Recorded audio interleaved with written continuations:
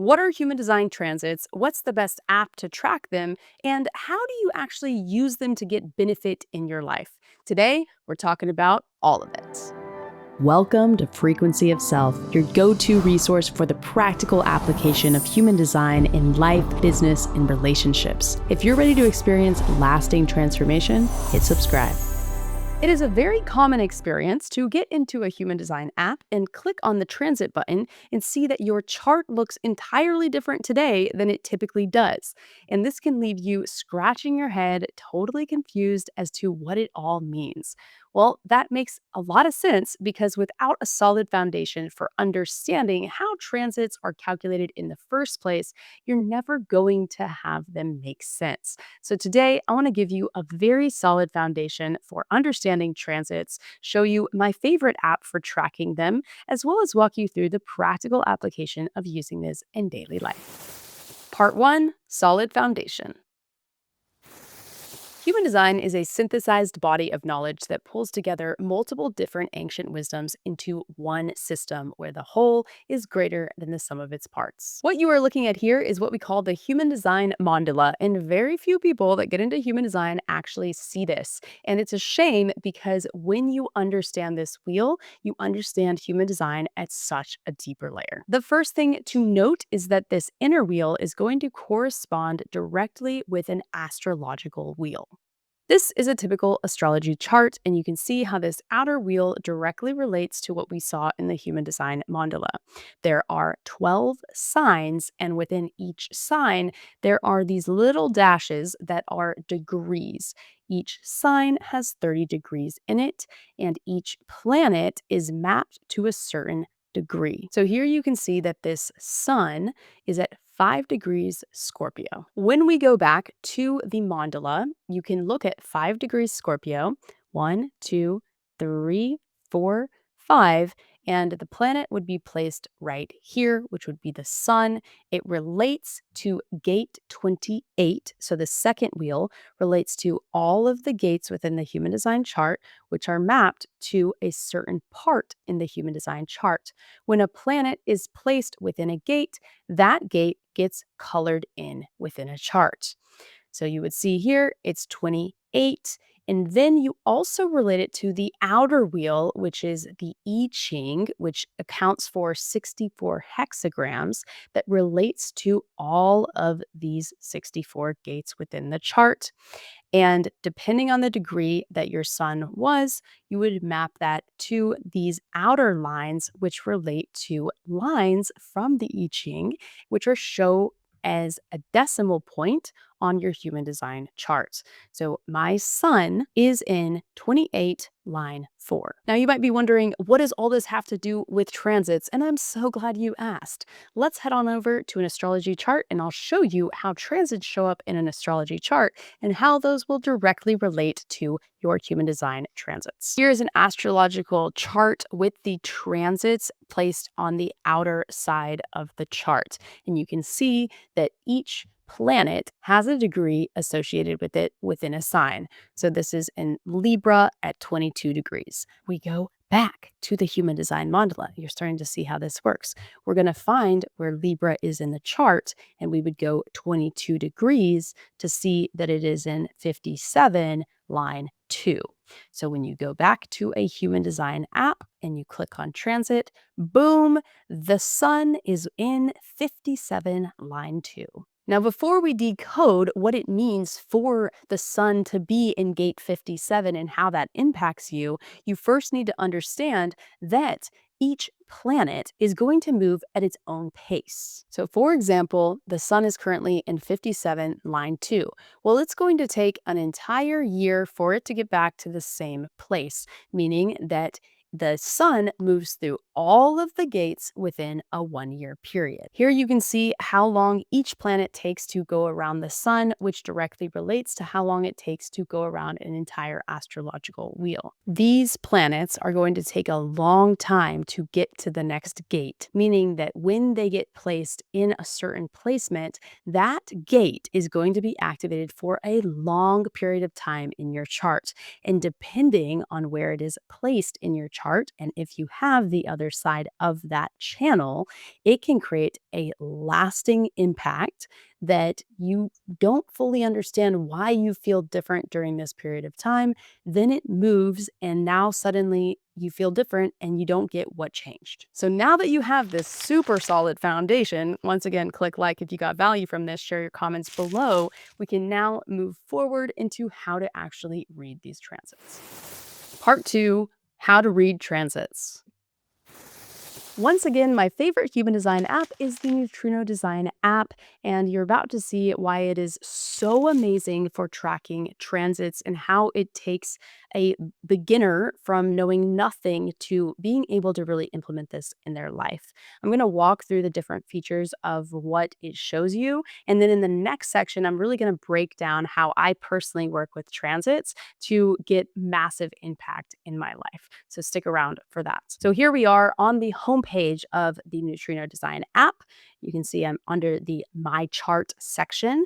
Then you click on Transit, and it's going to show you the planetary activations for today, which you now understand because you watched part 1. One additional thing that you need to understand is that your chart activations are shown on the left-hand side in blue.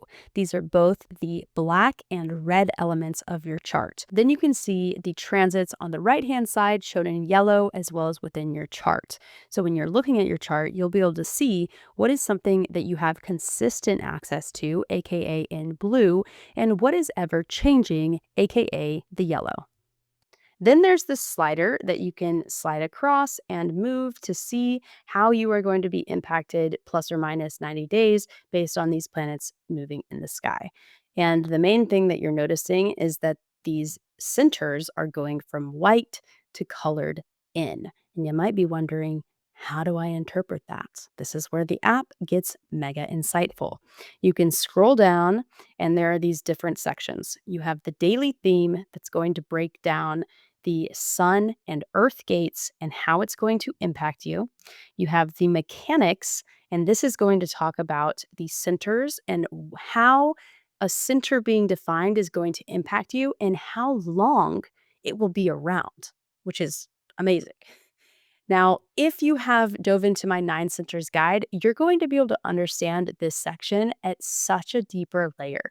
You're not going to have to rely on the app, but instead, you're creating a lifestyle where you ask the question associated with each of the white centers within your chart to avoid falling into the trap that can happen when you get these centers activated within your chart, whether it's through other people or through the planets moving in the sky. So I highly recommend grabbing that as a resource. It's going to make it so much easier to do everything that this app is talking about. It's going to make it land at such a deeper level. So be sure to grab that. I talk about it all the time in my videos. And if you haven't done it, you've heard me talk about it, consider this your sign that it's time. The other sections, which you are absolutely welcome to explore on your own when you get this app, is split conditioning, the core planets, fast planets, medium planets, slow planets, and the collective season.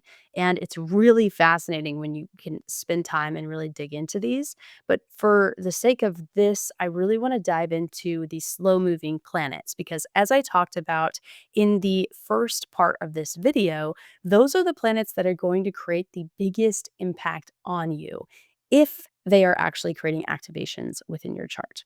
So if we type on or click on slow planets, you can scroll down and you can see that anyone that says activates channel, that's going to be really important. And you can see how long you are going to experience that impact.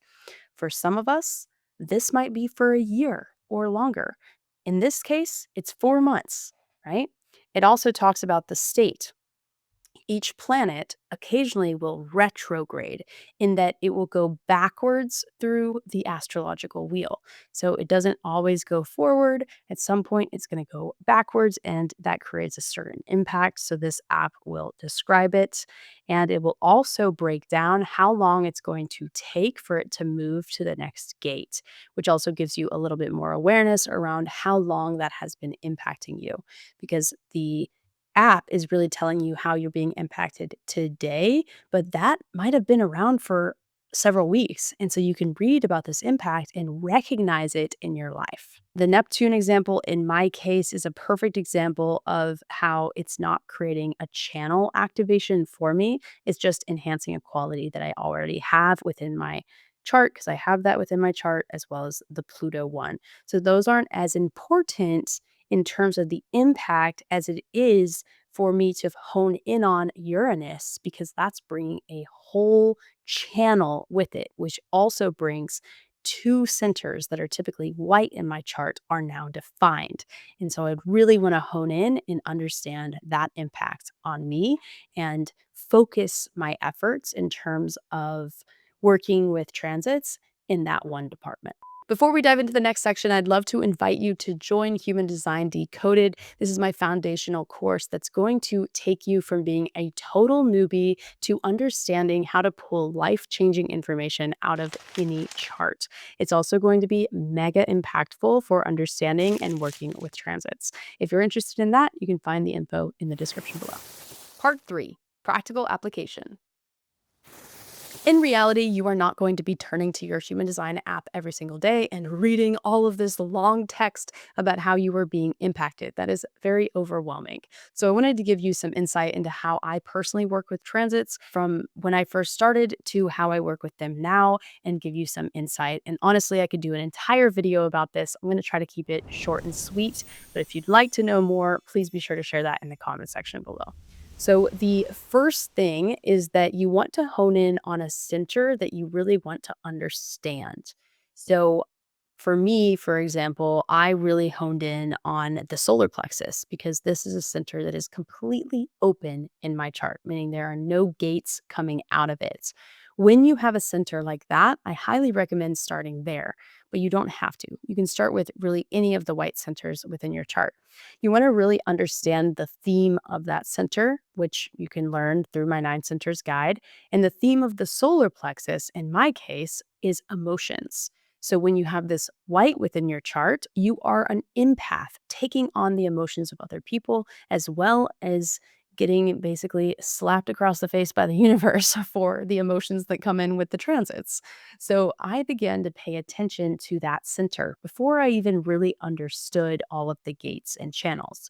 And I was shocked to see that while I have the center completely open in my chart, it's actually defined more often than not in my chart because of the gates that I have pointing to it.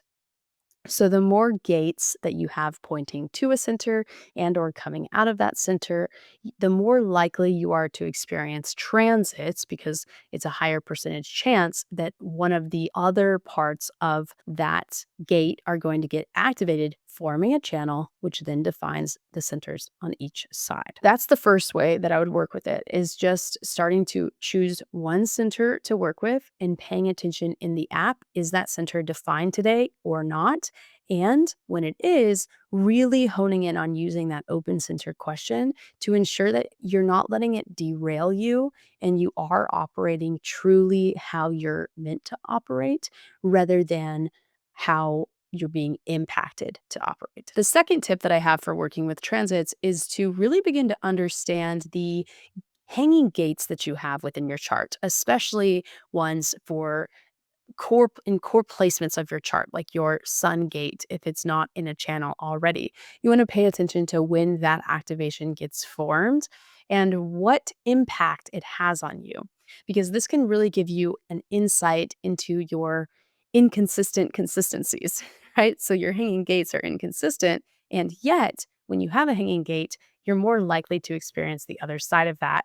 And personally, I find that when I experience these gates via a transit, whether short or long, I have a very different impact, or it impacts me very differently than it would if it was in a relationship with other people.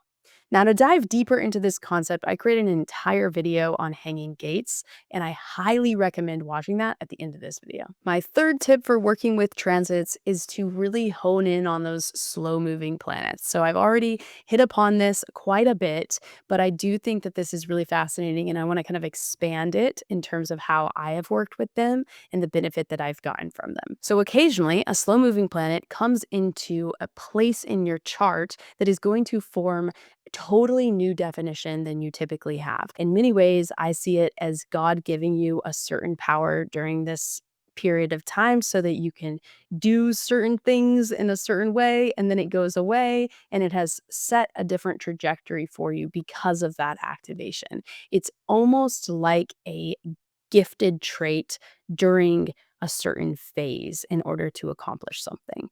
But the catch is that you want to be aware of the fact that it is a temporary gift that you are getting access to. So, for example, there was a period of time where I had gate 23 in Uranus that was creating an activation in 4323 in my chart. So, if you're looking here, this is gate 43. 23 came into the transit and it was activating my throat and my ajna for nearly a 2-year period. And it was in Uranus, so once again, a very slow moving planet. Well, if you look at where gate 23 is in the chart, you can see it's down here. It also goes and it's very close to gate 8. And if you look at my human design chart, you can see I don't have gate 8, I have the opposite. So it was basically in 23, and then it would move forward to gate 8, and then it would retrograde again to gate 23. And so I had throat definition for a very long period of time, and it was really pretty powerful for me to be aware of that definition and see how it created a change in my life, and yet know that I'm not always going to have access to it. It will go away. So if you look at the description of this channel, it's about gaining insights, then formulating and articulating such mental concepts into words. And during this period of time, I went through a very significant shift in my life where I had one YouTube channel where I was talking about something and I was kind of over it. And I disappeared for a little bit. And this is another key part. When a gate gets activated or when a channel gets activated and lights up 2 of the centers on either side, the gates that are hanging off of that center. So here you can see I have this center undefined in my chart and I have gate 33 and 56 hanging off of there. They're kind of like not fully operating, but when they get defined, it's like bam, now they're activated and they're coming to life. So it activated this gate 33 for me, which I'll come back to gate 23 and 43 in a second, which is my unconscious sun, which is the gate of retreat. So, this channel of structuring, gaining insights, and then formulating and articulating mental concepts into words, I kind of got to a point where it was very clear that the timing for what I wanted to do was off. And I needed to retreat in order to do some soul reflection on where I wanted to go, especially because of this back and forth transition from 23 to 8. I know I'm going into detail here. So if you're enjoying this, let me know. So you can see once again, 23 and 8 are right next to each other. So when it went into 8, right, it created activation in my G center, which is the center for direction, and began forming a new direction for me, right? So this kind of like combination of this impact over a 2-year period ended up that I began starting this new channel only 90 days, maybe 4 months ago at this time, uh, that is clearly articulating mental concepts into words, which was human design. The number one takeaway is that you really want to look at those long transits and how they impact you and just feel into your body about the shifts that are occurring internally and how it begins to change how you show up in that theme within your life. Well, that was a whirlwind of a video to record. I hope you got value from it. Clearly you did since you're still here. Please go ahead and drop a fire emoji in the comments below to let me know that you stayed all the way till the end. If you would love to explore your human design chart and maybe some of these long-standing transits that might be around for a longer period of time, and you want to book a reading with me, you could find that info in the description below. And if you want to watch that video that I previously mentioned on the hidden magnetic forces within your chart and diving into electromagnetics and these hanging gates, then you can do that by clicking on the video on the screen now. Thanks for watching, and I'll see you in the next one.